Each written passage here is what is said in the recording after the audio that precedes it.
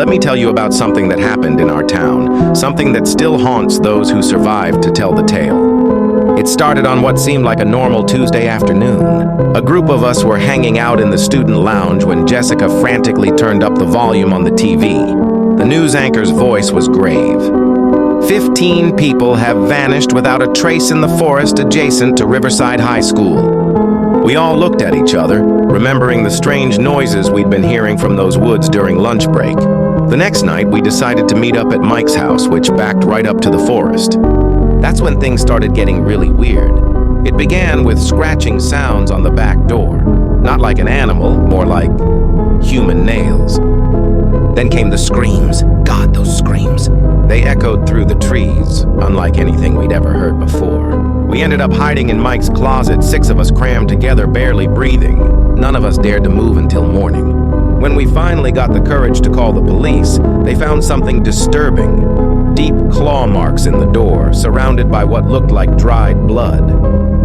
But teenagers are stupid, right?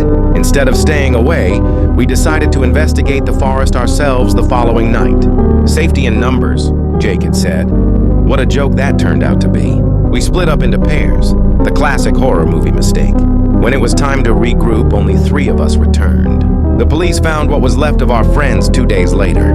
I still can't talk about what condition their bodies were in. That's when things got serious. The government sent in their best, elite SWAT teams, even Navy SEALs.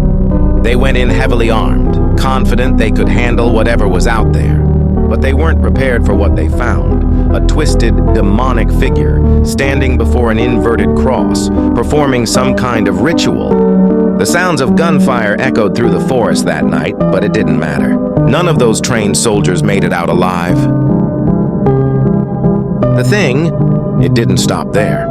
It spread through the town like a plague, taking more lives each night. In the end, the government made a decision. They declared our town a lost cause. They evacuated whoever was left and set the entire forest ablaze. The whole area is now cordoned off, marked as a restricted zone. But here's the thing that keeps me up at night.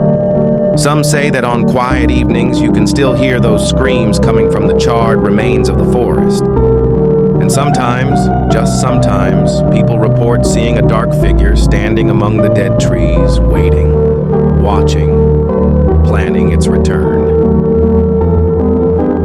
Because fire doesn't kill everything, does it?